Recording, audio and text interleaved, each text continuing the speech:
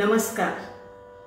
आषाढी कार्तिकी वारी महामंडळातील सर्व ज्येष्ठ श्रेष्ठ श्रोत्यांना मी मनीषा लिमये नागपूरहून विनम्र अभिवादन करते.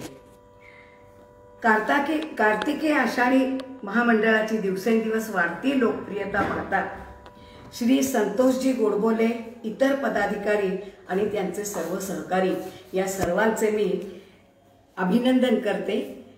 कारण या सर्वांची मेहनत त्याच्या मागे आहे आणि सर्व जनमानसाला, सर्व वयाच्या लोकांना आवडतील, भावतील असे ओळख संतांची, बालभारती आणि आठवणीतील कविता, भजन, प्रवचन, कीर्तन, लहान मुलांसाठी श्लोक आणि सर्वात मुख्य म्हणजे वैकुंठ नायकासारखे उच्च दर्जाचे कार्यक्रम यांचं नियोजन आणि आयोजन हे आहे. अशा या सुंदर कार्यक्रमामध्ये मला सुद्धा बोलण्याची संधी दिली यासाठी मी त्यांची अत्यंत आभारी आहे. आता 11 डिसेंबरपासून सुरू झालेल्या शक्तिपीठ एक आध्यात्मिक यात्रा ह्या कार्यक्रमात मी देवी कात्यायनी शक्तिपीठ आणि कात्यायनी व्रत ह्याबद्दल बोलणार आहे. वेगवेगळ्या पुराणांमध्ये शक्तिपीठाची संख्या वेगळी वेगळी दिली आहे. देवी पुराणात 51 शक्तिपीठ आहेत, तर भागवतात 52 शक्तिपीठ म्हटली आहेत, तर देवी सप्तशती ग्रंथामध्ये 108 शक्तिपीठांचा उल्लेख आहे. शक्तिपीठाची पुराणात एक अशी व्याख्या आहे की ब्रह्मदेवाचे पुत्र राजा प्रजापती यांची कन्या सती ही अत्यंत आवडती राजाची अशी कन्या. तिने महादेवाचं व्रत केलं, महादेवाची तपस्या केली, त्यांना प्रसन्न करून घेतलं आणि महादेवांशी तिने विवाह केला. हा विवाह मात्र राजा दक्ष यांच्या अगदी मनाविरुद्ध होता. त्यांना अतिशय चीड आली होती. त्यांना महादेव म्हणजे आपला जावई म्हणून पसंतच नव्हते, पण तरी त्यांच्या लाडक्या कन्येने असं केल्यामुळे त्यांनी आपली मुलगी आणि जावई या दोघांवरही बहिष्कार टाकला, त्यांचं नावच टाकलं. काही दिवसांनी त्यांनी एक मोठा यज्ञ केला आणि त्या यज्ञात सर्व देवी देवतांना त्यांनी निमंत्रण दिलं. फक्त आपली मुलगी आणि जावई ह्यांना मात्र निमंत्रण दिलं नाही. असं हे सर्व वर्तमान कळीचे नारद आपले त्यांनी जाऊन सतीला सांगितलं की असं असं महायज्ञ करतायत आणि तुम्हाला बोलावलं नाही त्याच्यामध्ये. म्हटल्यावर सतीने महादेवांना जाऊन विचारलं की मी जाऊ का माहेरी, कार्यक्रम आहे. महादेवाने एका वाक्यात सांगितलं, हे पा जिथे बोलावलं नाही तिथे अजिबात जायचं नाही. पण माहेरी जायला कशाला बोलावणं पाहिजे किंवा आईवडिलांकडे जाण्यासाठी कशाला एवढा मान अपमान पाहिजे, काही नाही, मी माहेरी जाणार असं म्हणून सती राजा दक्षाच्या यज्ञाच्या तिथे आली. तिला पाहता क्षणीच राजा दक्षाने एकदम तिला विचारलं, बोलावणं नव्हतं केलं तुला, कशी आलीस इथे? हे म्हटल्यावर तिचा स्वाभिमान तिथेच दुखावला. पुढे राजा दक्षाने महादेवांना अत्यंत अनादर आणि अपमान करून त्यांच्याविषयी फार वाईट बोलले ते आणि सर्व लोकांसमोर हे बोलल्यामुळे सतीला अतिशय अपमानित झाल्यासारखं झालं आणि तिने जाऊन त्या पेटलेल्या यज्ञकुंडात उडी मारली. हे पाहिल्यानंतर सर्व देव घाबरले, भयभीत झाले. महादेवांची म्हणजे महादेव जर आता इथे आले तर काय होईल या कल्पनेनेच ते भयभीत झाले आणि तिथून सर्व निघून गेले. महादेवांना हे जसं वर्तमान समजलं तसं त्यांनी दक्ष राजाकडे तसेच ते धावत आले. त्यांनी सतीचं ते जळलेलं शरीर खांद्यावर टाकलं, यज्ञ सगळा उद्ध्वस्त केला आणि वीरभद्राला त्यांचा दक्षाचा वध करायला सांगून सतीचं कलेवर घेऊन ते ब्रह्मांडात निघून गेले. प्रचंड संतापाने यांनी त्यांचा देह जळत होता, त्यांचा तिसरा नेत्र उघडला होता. पृथ्वीवर सर्वत्र हाहाकार माजला. त्यांनी तांडव नृत्य सुरू केलं आणि अशा प्रकारे सारं ब्रह्मांड जाळून टाकीन अशा यांनी ते फिरू लागले सगळीकडे. सर्व देव भयभीत झाले. काय करावं, महादेवांना कसं समजवावं, त्यांना समजावणार कोणीच नव्हतं. असं झाल्यामुळे शेवटी ते सगळेजण गेले विष्णूंकडे. मनामनातल्या विष्णूंकडे गेले आणि त्यांनी विष्णूंना म्हटलं की असं असं तिथे सर्व झालं आहे, आता तुम्ही पहा, तुम्ही सर्व संचालन करते आहात संबंध ब्रह्मांडाचे आणि हे सगळे अशी घटना झाली आहे तिथे. असं म्हटल्यानंतर विष्णूंनी नारदांनी महादेवांना खूप समजवण्याचा प्रयत्न केला की महादेवा, तुम्हालाही माहिती आहे गेलेला मनुष्य कधी परत येत नाही, त्यामुळे तुम्ही असा निर्णय घेऊ नका. पण महादेव इतके चिडलेले होते, सतीच्या प्रेमातली ते इतके व्याकुळ झालेले होते की त्यांनी कोणाचंही ऐकलं नाही, ते सर्वस्व नाश करायला उद्युत झाले. हे पाहिल्यावर शेवटी संबंध सृष्टीचं आणि ब्रह्मांडाचं पालन करणारे विष्णू यांना काहीतरी तो उपाय करणं भाग होतं. त्यांनी आपल्या सुदर्शन चक्राने त्या सतीचे खंड खंड केले, तुकडे तुकडे केले आणि ते तुकडे जिथे जिथे सृष्टीवर पडले त्या त्या ठिकाणी शक्तिपीठ तयार झालं. मनामनातल्या भक्तिभावनेचं सृजन देवी देवतांच्या गुणगायनाने होतं. आपल्या भारतीय संस्कृतीत तर बुद्धी आणि शक्तीची पूजा ही सर्वश्रेष्ठ मानली आहे. देवी सतीचे अवयव जिथे पडले तिथे त्या शक्तिरूपिणी देवीची म्हणजे सती, कारण ती पार्वतीचंच रूप असल्यामुळे देवी पार्वतीच्या विविध नावाने प्राणप्रतिष्ठा करून तिची पूजा अर्चना आणि उपासना लोक करू लागले आणि असा हा शक्तिपीठाचा इतिहास आहे. या देवी सर्व भूतेषु शक्तिरूपेण संस्थिता, नमस्तस्यै नमस्तस्यै नमस्तस्यै नमो नमः.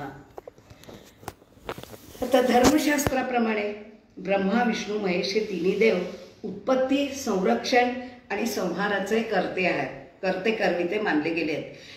त्याचप्रमाणे जगातील ही तीन महत्त्वाची कार्ये संपन्न करण्यात ज्या तीन देवी महाशक्तींनी योगदान दिलं त्या आधारभूत देवी म्हणजे देवी सरस्वती, देवी महालक्ष्मी आणि देवी महाकाली ह्या होय. सरस्वती ही विद्येची देवी, बुद्धीची देवी, अत्यंत शांत सौम्य श्वेतवस्त्रा, मयूरावर आसन असतं आणि हातात वीणेच्या मधुर झंकाराने समस्त त्रैलोक्याला आनंद देणारी अशी ही सरस्वती देवी विद्येची आणि बुद्धीची देवता. त्यानंतर होती हिच्या भोवती ज्ञानप्रकाशाचे वलय होते सतत, अशी ही देवता. दुसरी देवी होती महालक्ष्मी. सृष्टीचे पालन पोषण करणारी महाशक्ती म्हणजे ही महालक्ष्मी. ही देवी म्हणजे जगन्माता माय भवानी. ही भक्तांचे कृपाछत्र बनून सदैव भक्तांच्या सुखासाठी तत्पर असते. देवी महालक्ष्मी धनधान्यांनी संपन्न असणारी, वैभवशालिनी, सौंदर्यमयी, विविध अलंकारांनी नटलेली, आनंद स्वरूपा आणि रक्तवर्ण कमलपुष्पात उभी असलेली दिव्य तेजपुंज अशी ही लक्ष्मी माता दारी आलेल्या भक्ताला संतती, संपत्ती आणि सुख सदैव द्यायला तयार असते. तिसरी ही महाशक्ती म्हणजे महाकाली. देवीचं या महाशक्तीचं तिसरं रूप आहे महाकालीचं. ती त्रिनेत्रा, दशभुजा, गळ्यात रुंड मुंडांची माळ घातलेली आणि रक्तवर्ण जिव्हा बाहेर काढून विक्राळ स्वरूपाची, दुष्टांचा संहार करणारी शक्ती म्हणजे महाकाली. अशा या सर्व महाशक्तींचं कार्य अव्याहतपणे ब्रह्मांड आणि सृष्टीवर सुरू असतं. फार प्राचीन काळी एकदा देवदानवांमध्ये महासंग्राम झाला. संग्राम का झाला सर्वांनाच माहिती आहे. समुद्र मंथनातनं जेव्हा 14 रत्न निघाली त्यात अमृत हे सुद्धा एक रत्न, 14वं रत्न एक निघालं आणि ते रत्न अमृत म्हणजे अमरत्वाचं वरदान असलेलं पेय. हे जे रत्न निघालं ते मात्र देवांनी विचार केला की हे जर असुरांच्या हाती गेलं तर फार भयानक स्थिती होईल, म्हणून त्यांनी ते आपापसात सगळं वाटून संपवून टाकलं. असुरांच्या हे लक्षात आलं की देवांनी काहीतरी चलाखी केली आहे. झालं, त्यांचं डोकं फिरलं. आधीच विकृत डोक्याचे, त्यातून हे असं झाल्यामुळे आणि तेव्हापासून असुर आणि देव यांच्यात कायमचं शत्रुत्व झालं. एकदा देव दानवांमध्ये जेव्हा महासंग्राम झाला चंड मुंड शुंभ निशुंभ रक्तबीज आणि सर्व असुरांचा राजा महिषासूर यांनी संपूर्ण पृथ्वीवर अत्याचाराने हाहाकार माजवला. देवेंद्र इंद्राचंही राज्य जिंकून घेतलं, इंद्रपद प्राप्त केलं. देवांना पळताभुई थोडी झाली. सर्व देवी देवता श्री विष्णू आणि महादेवांकडे गेले. सर्व वर्तमान कथन केलं. ते ऐकून विष्णू आणि महादेव अत्यंत क्रोधित झाले. त्यांच्या क्रोधातून त्यांच्या मुखातून एक तेजाचं वलय बाहेर पडलं. ही दोन्ही वलय तेजस्वी तेजाची वलय एकत्र होऊन आणि त्याच्यातून एक अत्यंत सुंदर अष्टभुजा अशी मूर्ती निर्माण झाली, देवीची मूर्ती निर्माण झाली. त्या देवीला इतर लोकांनी सुद्धा, इतर सर्व देवतांनी सुद्धा आपापला अंश तेजाचा देऊन आणि आपली अस्त्रशस्त्र देऊन तिला अतिशय शक्तिशाली बनवलं. ही शक्तिशाली तेजाने सर्व दिशा व्यापलेली ही तेजस्वी देवी म्हणजेच अष्टभुजा महारूपिणी महामाया जगन्माता दुर्गा देवी. अतिबलिष्ठ अशा महासुराला मारण्याला देवीला 9 दिवस लागले. दानवांशी भयानक युद्ध करावं लागलं आणि 9व्या दिवशी महिषासुराचा देवीने वध केला. 9 दिवस देवीला सतत जागृत ठेवण्यासाठी तिची पूजा बांधली. त्यालाच नवरात्र म्हणतात. महिषासुराला मारल्यानंतर सगळीकडे आनंदी आनंद झाला आणि त्या नवरात्रीला उत्सवाचं स्वरूप प्राप्त झालं. खरंच नवरात्रीचा उत्सव म्हणजे मनामनात फुलणारा अध्यात्माचा सुगंधच. नवरात्रीची पूजा म्हणजे महाशक्तीची पूजा. स्त्रीला शक्तीची देवी मानली आहे. ती मायेनं ममतेनं ओथंबलेली, हृदयात वात्सल्याचे झरे वाहत असलेली, दया क्षमा शांतीची प्रत्यक्ष मूर्ती, आईप्रमाणे भक्तांवर माया करणारी, कुसुमादपी कोमल पण प्रसंगी वज्रादपी कठोर असणारी आणि देवी मा फक्त मानवाचीच नाही तर संपूर्ण प्राणीमात्राची माता म्हणून तिला जगन्माताही म्हटल्या गेलं. असुरराज महिषासुराचा वध केला म्हणून तिला महिषासुरमर्दिनी हे नावही प्राप्त झालं.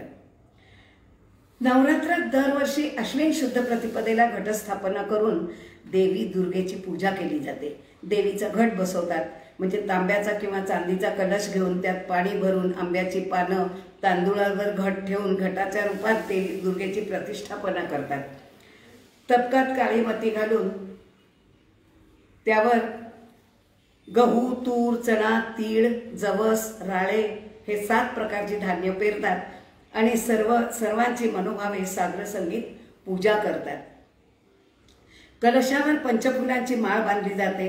अष्टमीला कन्याभोजनाचं महत्त्व असतं आणि 9 दिवस अखंड दीप प्रज्वलित करून देवीला जागृत सतत ठेवण्यात येतं.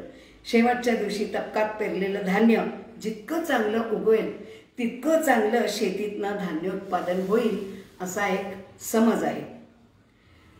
आता मार्कंडेय पुराणात देवीची 9 रूपं सांगितली आहेत. शांतीदुर्गा, वनदुर्गा, गिरीदुर्गा, अग्निदुर्गा, अंबिका दुर्गा, महिषासुरमर्दिनी, चंडिका दुर्गा, नवाक्षरी दुर्गा आणि जयदुर्गा. देवी पुराणात सुद्धा देवीची 9 रूपं सांगितली आहेत. नावं वेगळी आहेत थोडी, पण 9 रूपं तिची पण आहे. पहिली शैलपुत्री, दुसरी ब्रह्मचारिणी, चंद्रघंटा, चौथी कुष्मांडा, 5वी स्कंदमाता, 6वी कात्यायनी, 7वी कालरात्री, 8वी महागौरी आणि 9वी सिद्धिदात्री.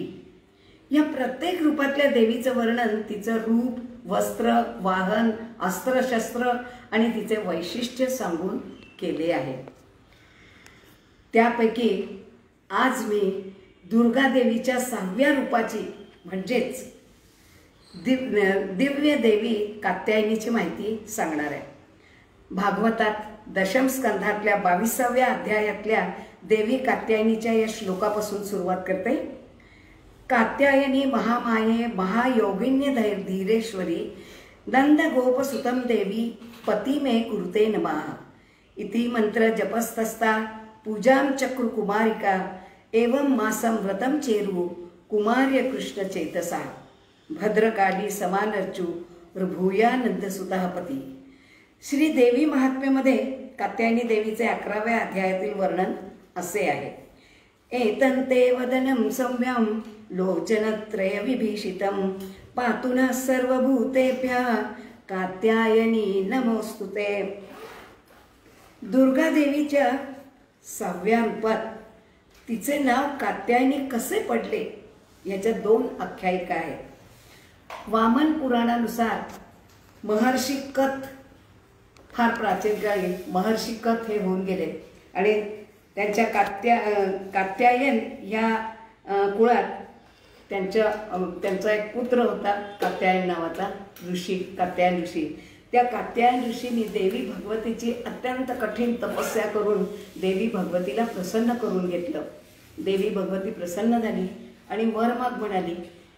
कात्यायनाने वर मागितला की हे देवी, माझ्या घरी तू पुत्री म्हणून जन्म घ्यावास एवढीच माझी इच्छा आहे.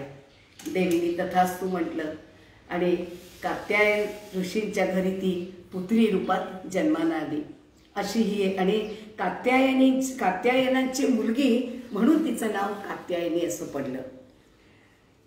दुसरी एक आख्यायिका अशी आहे की महिषासुराला, मागे आता मी सांगितलं की सर्व राक्षस आणि देव याच्यात देवांनी सर्व अमृत गट्ट केल्यामुळे असुर सगळे संतापले होते आणि सर्वच असुरांनी, गंमत पहा, सर्वच असुरांनी त्यातनंही उपाय शोधून काढला. अमृत कारण अमरत्वाचं वरदान आहे, त्यामुळे आता अमरत्व मिळवायचं कसं, तर असुरांनी काय केलं, जे अमर झालेले देव आहेत त्यांची तपस्या केली. राक्षसांनी बरं त्यांची तपस्या केली, खूप अगदी कठीण तपस्या करून देवांना प्रसन्न करून घेतलं. ब्रह्मदेव आणि महादेव हे तर पटकन प्रसन्न होणारे देव म्हणून त्यांना प्रसन्न करून घेतलं आणि त्यांना वर मागितला की आम्हाला कोणाच्याही हातून मृत्यू नको, अमरत्व हवं. म्हणून त्यांनी त्या देवांकडनं जे शत्रू होते पण त्यांची पूजा आणि त्यांची तपस्या करून त्यांच्याचकडून वरदान घेऊन त्यांनी प्रचंड शक्तिशाली झाले ते. आता पुराणाप्रमाणे देवांना हे माहीत होतं. पुराणाप्रमाणे कालिका पुराणानुसार महिषासुराचा वध हा एका स्त्रीच्याच हातून होणार हे विधी लिखित होते. पण महिषासुराने जेव्हा तपस्या केली ब्रह्मदेवांची, तेव्हा त्यांनी इतर सर्वांची नावं घेतली. कोणत्याही माणसापासून, प्राण्यापासून, पक्षापासून, इतर कशापासून मला मृत्यू नको, पण स्त्रीचं नाव घ्यायचं तो विसरला. आणि एकदा त्याला असं वाटलं की स्त्रिया काय आपलं करू शकणार आहे, त्या सगळ्या आपल्या दासी आहेत, त्यांच्यापासून आपल्याला काही भय नाही, म्हणून त्यांनी स्त्रीचं नाव सोडून टाकलं. पण त्या स्त्रीच्याच हातून त्याचा मृत्यू होता हे देवांनी जाणलं आणि म्हणून दुर्गादेवीची जन्माची कथा झाली सुरू. देवी कात्यायनीचं स्वरूप, आता ही जी देवी कात्यायनी, दुर्गादेवीचं 6वं स्वरूप देवी कात्यायनीचं होतं. या देवी कात्यायनी ही अत्यंत भव्य दिव्य आहे. तिचं वाहन सिंह आहे, तिला 4 भुजा आहे, वरच्या हातात अभयमुद्रा आहे तिची, खालच्या हातात वरदहस्त आहे, डाव्यावरच्या हातात तलवार आहे आणि खालच्या हातात कमळ आहे. सुवर्णासारखीची तेजस्वी आहे. तिच्या आराधनेने अर्थ, धर्म, काम आणि मोक्षाची प्राप्ती होते. शोक, संताप, भय मनातून नष्ट होतं. 7 जन्माची पाप नष्ट होतात आणि सगळ्यात विशेष म्हणजे ही देवी विवाहयोग्य मुलींसाठी, योग्य पतीच्या प्राप्तीसाठी विशेष पूजनीय आहे. जेव्हा मुलींचे विवाह जमत नसतात, उशीर होत असतो, अशा काही कारणास्तव जेव्हा काही मुलींचे विवाह होत नाही असं दिसतं, तेव्हा हे कात्यायनी देवीची पूजा अगदी केली जाते. योग्य पतीच्या प्राप्तीसाठी विशेष पूजनीय असलेली ही देवी, असं म्हणतात कात्यायनी देवी ही देवी व्रजमंडळातील अधिष्ठात्री देवी आहे. व्रजमंडळातली म्हणजे जिथे द्वापार युगात श्रीकृष्णाचा जन्म झाला, नंद व्रजमंडळ, त्या नंद व्रजमंडळाची ही अधिष्ठात्री देवी आहे. आता कात्यायनी शक्तिपीठ कुठे आहे? जिथे जिथे देवीच्या शरीराचा अवयव पडला तिथे तिथे शक्तिपीठ निर्माण झालं. आता कात्यायनी शक्तिपीठ हे राजस्थानातील अरावली पर्वताची पुष्कळ शिखर आहेत. त्यापैकी आबू पर्वताच्या एका उंच शिखरावर कात्यायनी देवी सती देवीच्या अवयवाचं म्हणजे तिच्या ओष्ठ तिचा पडला, ओष्ठ म्हणजे अधर, म्हणून त्या देवीला अधरा देवी असंही म्हटलं जातं. अर्बुदा देवी ही तिथली मुख्य देवी आहे. अर्बुदा पर्वताचं नाव, अर्बुदा देवीच्या नावावरून अबू पर्वत हे तिथे नाव पडलं आहे त्या पर्वताचं. देवी पुराणातल्या 52 शक्तिपीठांपैकी हे शक्तिपीठ आहे असं म्हणतात. आणि हे शक्तिपीठ 5000 वर्षापासून तिथे आहे असा स्कंद पुराणामध्ये उल्लेख आहे. इथे सतीचा खालचा ओठ पडल्यामुळे शक्तिपीठातल्या देवीला तिथे अधर देवी सुद्धा म्हणतात. उंच डोंगरावर जवळजवळ 350 पायऱ्या चढून गेल्यावर एका गुहेत हे मंदिर आहे. देवीच्या दर्शनाला जाताना एका मोठ्या खडकाच्या खालून जवळजवळ झोपूनच देवीच्या गर्भगृहात प्रवेश होतो. हे स्थान सरस्वती नदीच्या उद्गमाजवळ आहे. इथून जवळच वशिष्ठ मुनीचा आश्रम आहे. मंदिरापर्यंत जाताना पायऱ्याच्या दोन्ही बाजूला हिरवीगार वनश्री, पर्वताची शिखरं, अनेक टेकड्या छोट्या छोट्या, निसर्ग सौंदर्याने जणू तिथे निसर्गाने सौंदर्याची जणू उधळणच केली आहे असं वाटतं. जागोजागी घंटा लावलेल्या आहेत. जवळच ब्रह्मकुमारीचा सुंदर बगीचा आहे. खाली एक मिनी लकी लेक नावाचं सरोवर आहे. वातावरण अगदी शांत आणि पवित्र आहे. मंदिरात जाताना मोठं प्रवेशद्वार आहे. आजूबाजूला अनेक छोटी छोटी दुकानं आहेत. आणि अबू पर्वतमाला ही साधू संतांच्या निवासासाठी अत्यंत प्रसिद्ध आहे असं म्हणतात. आता हे स्थान जे आहे शक्तिपीठ ते प्रसिद्ध हिल स्टेशनचं त्याला स्वरूप आलेलं आहे. हे पाहिल्यानंतर असं वाटतं की भगवंताच्या दर्शनासाठी खरोखरीच इतक्या सहजी त्याचं दर्शन होत नाही. कष्ट केल्याशिवाय भगवंताचं दर्शन होत नाही. विशेष करून देवीच्या दर्शनासाठी खूप कष्ट आणि मेहनत करावी लागते. आता ही देवीची कात्यायनीची मंदिरं पुष्कळ ठिकाणी आहेत. तशी दिल्लीला आहे, वाराणसीला आहे, बंगालमध्ये आहे काही मंदिरं, दक्षिणेमध्ये आहेत कात्यायनीची मंदिरं. आता देवी कात्यायनीचं व्रत जे त्यांनी म्हटलं आहे, व्रजात अधिष्ठात्री आहे, व्रजातली व्रजमंडळातली, तिथे देवी कात्यायनीचं व्रत तिथल्या गोपकुमारिकांनी हे व्रत कृष्ण हा आपल्याला पती प्राप्त व्हावा म्हणून केलेलं हे व्रत आहे. हे अतिशय कठीण असं व्रत आहे. आणि हेमंत ऋतूमध्ये मार्गशीर्ष महिन्यात हविषान्न सेवन करून महिनाभर यमुना नदीच्या तीरावर असलेल्या देवी कात्यायनीच्या मंदिरात तिची व श्रीकृष्णाची मनोभावे साग्र संगीत पूजा करून श्रीकृष्ण हा पती म्हणून लाभावा यासाठी आराधना केली आहे. असं हे कठीण व्रत त्यांनी गोपकुमारिकांनी केलं होतं. भागवताच्या दशम स्कंधात 22व्या अध्यायात या व्रताचं पूर्ण वर्णन आहे. हे व्रत करीत असताना त्या सर्व कुमारिका काय करायच्या, सर्व एकमेकींना आवाज देऊन आणि सर्व एकत्र मिळून यमुनेत स्नान करायला जायच्या पहाटे उठून अगदी. कारण सूर्योदयापूर्वी कात्यायनी देवीची पूजा ही झालीच पाहिजे असा त्याचा नियम होता. तिथे यमुनेला जाऊन काठावर वस्त्र काढून ठेवायची आणि यमुनेत जाऊन छान स्नान करायचं आणि मग आपापली वस्त्र घेऊन घरी जाय. मग तिथेच तीरावर येऊन आपली वस्त्र घेऊन पूजा करायला जायचं. एकदा कृष्णाने ते पाहिलं की ह्या गोपिका काय करतात, कारण त्या कृष्णाचंच व्रत करीत होत्या ना सगळ्या. तेव्हा कृष्ण लक्ष ठेवून होता. कृष्णाने एकदा हे पाहिलं गोपिका काय करतात. तो गेला आणि त्यांनी सगळी त्यांची वस्त्र उचलून झाडावर लटकवून ठेवून दिली. यांचं आणि स्वतः मुरली वाजवत बसल्या. त्याच्या मुरलीच्या याच्या धुंद होऊन त्या सगळ्या गोपिका स्नान केलं त्यांनी आणि शेवटी बाहेर आल्या वस्त्र घेऊन. आता पूजेला उशीर नको व्हायला म्हणून पटकन आल्या काठावर. वस्त्र पाहायला गेल्या तर ती सगळी झाडावर लावलेली, झाडावर, आणि तिथे भगवान श्रीकृष्ण मुरली वाजवत बसलेत. हे पाहून त्यांना त्यांच्या समोर कठीण प्रसंग उभा झाला. इथे समोर कोणी नाहीये असं पाहून ते आपली वस्त्र काढून ठेवायच्या. आता इथे कृष्ण बसलेला दिसतोय, त्याच्यासमोर आपण जायचं कसं, कारण त्या सगळ्या विवस्त्र होत्या. फारच कठीण प्रसंग त्यांच्यासमोर उद्भवला.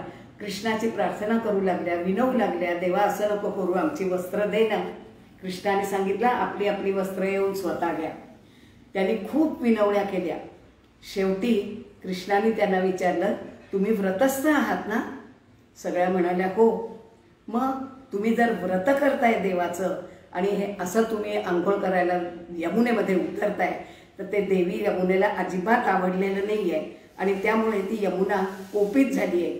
मला असं वाटतं यमुनेचा कोप तुमच्या व्रताच्या मध्ये यायला नको, त्यांनी व्यत्यय व्हायला नको तुमच्या व्रताचा. म्हणून तुम्हाला आज ही वस्त्र तुम्हाला स्वतः बाहेर येऊन वस्त्र परिधान करून आणि यमुनेची क्षमा मागायला पाहिजे, तरच तुम्हाला तुमच्या व्रताचं फळ मिळेल. हे ऐकल्यावर आता नाईलाज झाला त्यांचा, काही दुसरा पर्यायच नव्हता. शेवटी हात जोडून कशा तरी वर आल्या.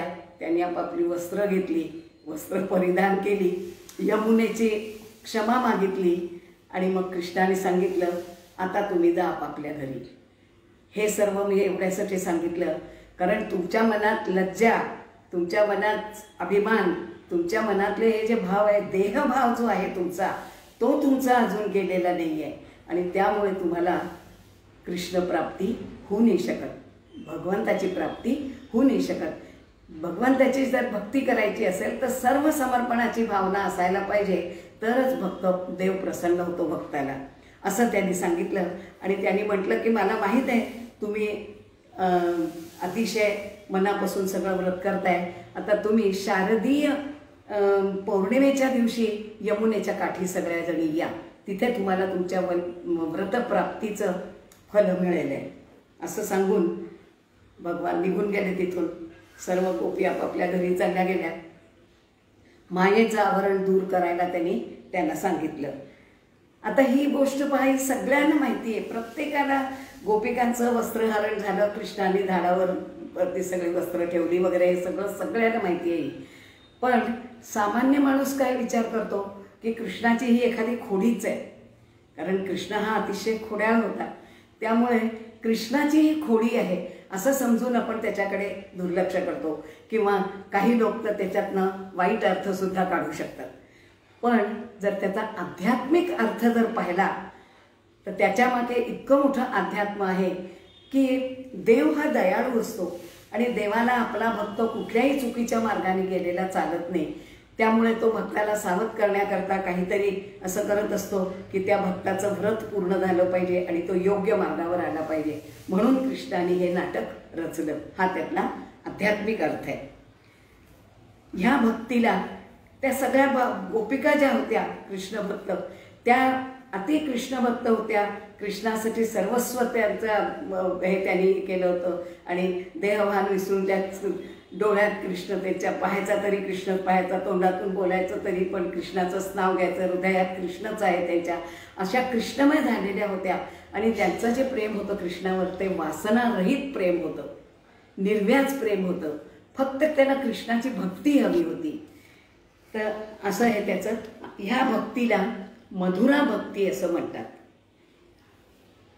हीच भक्ती मात्र आणखीन कोणी केली ते सांगणार आहे मी. हीच भक्ती मधुरा भक्ती पंचलतिका मधुरा द्वैताचार्य श्री गुलाबराव महाराजांनीही केली. ते स्त्रीवेश धारण करून गोपींप्रमाणे श्रीकृष्णाला पती मानून त्याच्या प्राप्तीसाठी देवी कात्यायनीची पूजा करत असत. इसवी सन 1904 साली अमरावती जिल्ह्यात शुक्लेश्वर वाठोळा या गावी पयोष्णी नदीच्या तीरी मार्गशीर्ष मासात गोपींनी केल्याप्रमाणेच त्यांनी कात्यायनी व्रताची सुरुवात केली. श्री गुलाबराव महाराज अल्पवयात गेले, त्यामुळे त्यांनी 11च कात्यायनी व्रत करू शकले. ते महाराजांनी मधुराद्वैत संप्रदायाची स्थापना केली. असं ऐकलंय की पूर्वजन्मी द्वापार युगातले त्या आत्मज्ञानी गोपिका ज्या होत्या त्यांच्यापैकीच गुलाबराव महाराज हे एक होते.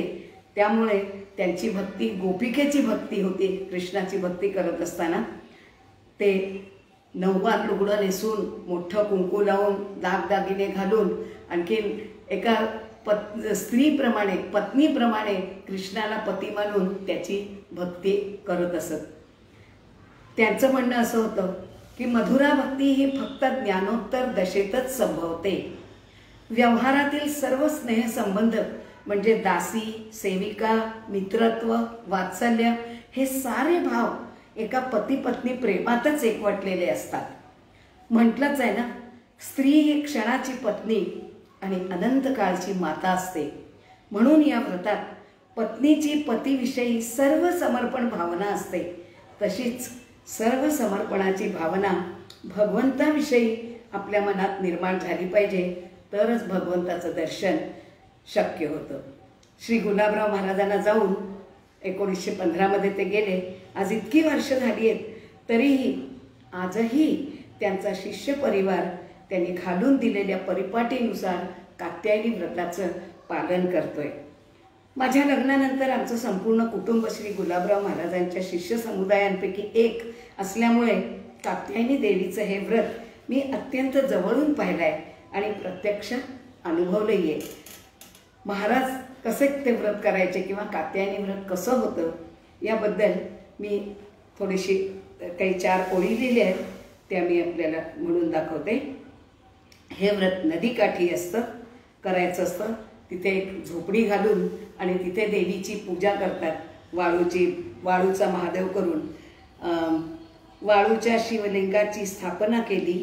पार्वतीचे रूप कात्यायनी देवी बैसवली. पतिरूपात श्रीकृष्णाची मूर्ती ठेविली.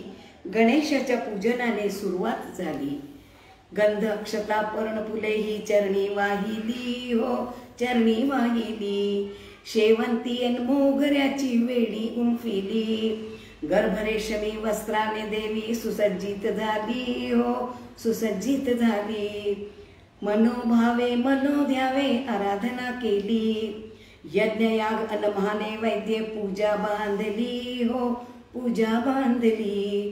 कुमारिका सुवासिनींना वाणे वाटली. ब्राह्मण आणि गाव भोजने तृप्तता केली, हो तृप्तता केली. श्रीकृष्णपती प्राप्तीसाठी आराधना केली. देवी प्रसन्न होता नसे वाण कशाची, हो वाण कशाची. चुकले माकले क्षमा असावी प्रार्थिले देवीसी. मोठ्या महाराजांनी केली सुरुवात व्रताची, हो सुरुवात व्रताची. परंपरा घालून दिधली आपुल्या शिष्यांसी. परंपरा घालून दिधली आपुल्या शिष्यांसी. तर श्रोते हो, आत्तापर्यंत कात्यायनी शक्तिपीठाबरोबर आणखीही बऱ्याच शक्तिपीठांची माहिती आपल्याला मिळाली आहे. शेवटी शक्तिपीठाच्या आध्यात्मिक यात्रेचा उपयोग तर आपल्या ज्ञानात वृद्धी हा तर आहेच, पण इतक्या शक्तिपीठांची माहिती मिळाली हा फार मोठा लाभ आहे. आणि या सर्व शक्तींचा उपयोग मात्र आपल्याला करून घ्यायचा आहे. जनशक्तीचा जागर करून अत्याचार, भ्रष्टाचार, जातीयवाद आणि विरोधी शक्ती यासारख्या महिषासुरख्या असुरी वृत्तीची लढायला मनाला जोडून सर्वांना संघटित करून आपली शक्ती वाढवायची. मला वाटतं आपल्या मंडळाचा हाच या यात्रेचा मुख्य उद्देश असावा. आपल्या सर्वांची ही आध्यात्मिक यात्रा घर बसल्या सुफल संपूर्ण हो अशी शुभेच्छा करून मी आपली रजा घेते. धन्यवाद.